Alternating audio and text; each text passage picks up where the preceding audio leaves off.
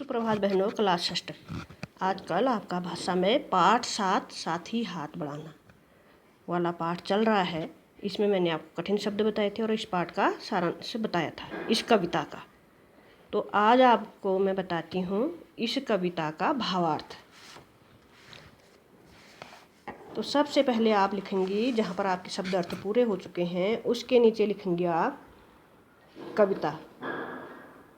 साथी हाथ बढ़ाना, साथी हाथ बढ़ाना से लेके साथी हाथ बढ़ाना लिख के डॉट डॉट करके लिखेंगी आज अपनी खातिर करना।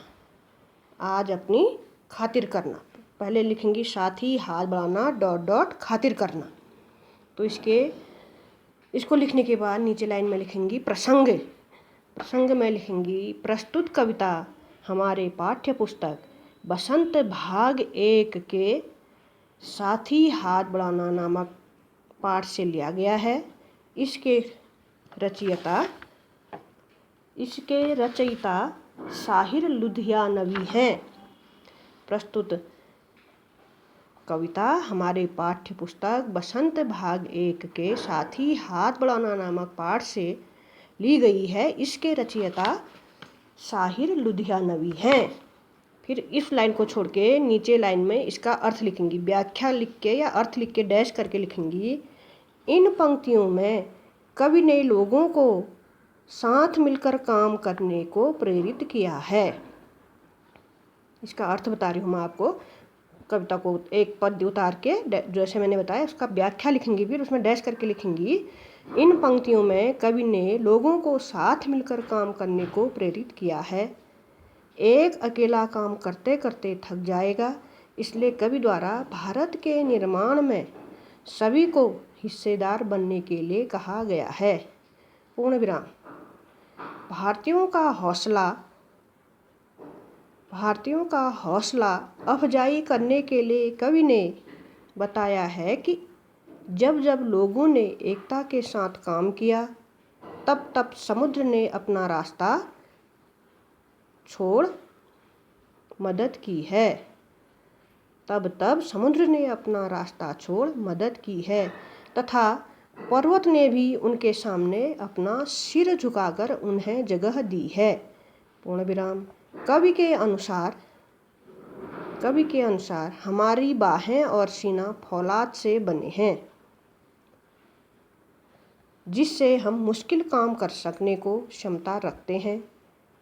कवि ने याद दिलाते हुए कहा है कि हमने पहले भी कौन थे? ब्रिटिश लोग थे। कवि ने याद दिलाते हुए कहा कि हमने पहले भी गैरों के लिए काम किया है और आज हमें खुद के लिए काम करना है, यानी अपने आज़ाद भारत का निर्माण करना है। पूर्ण विराम। फिर दूसरी लाइन में 2 लाइन छोड़ के यहाँ पर फिर लिखेंगे आप उससे आगे अपना दुख भी एक। यहाँ से लिखना है अपना दुख भी एक डैश डैश करके लिखेंगी दूसरी लाइन में बस में कर ले किस्मत साथी हाथ बढ़ाना। लास्ट पैरा जो है उसका लास्ट लाइन साथी हाथ बढ़ाना यहाँ पर लिख के नीचे लाइन में प्रसंग वही लिखेंगी। प्रस्तुत कविता हमारी पाठ्य पुस्तक बसंत भाग 1 के साथी हाथ बढ़ाना नामक पाठ से ली गई है। इसके रचयिता साहिर लुधियानवी हैं।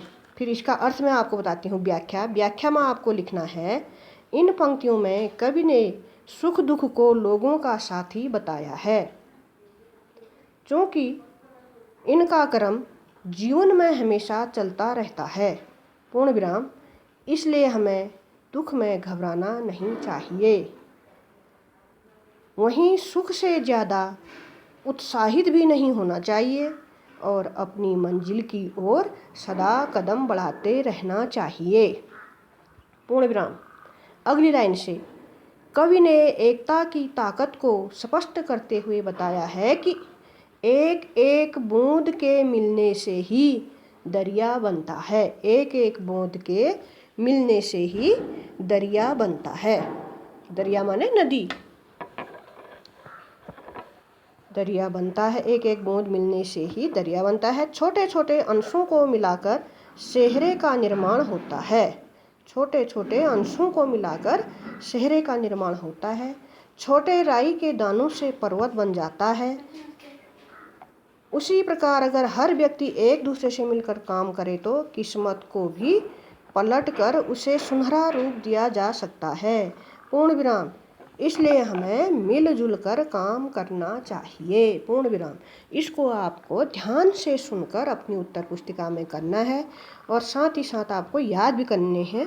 बहुत ही जल्दी तुम्हारी प्रथम मासिक परीक्षा होने वाली है, द्वितीय मासिक परीक्षा होने वाली है। प्रथम तो पहले हो चुकी है, आपको याद करना है और कुछ समय बाद आपको द्वितीय मासिक परीक्षा देनी है। आज इतना ही, इससे आगे अगले दिन। नमस्कार।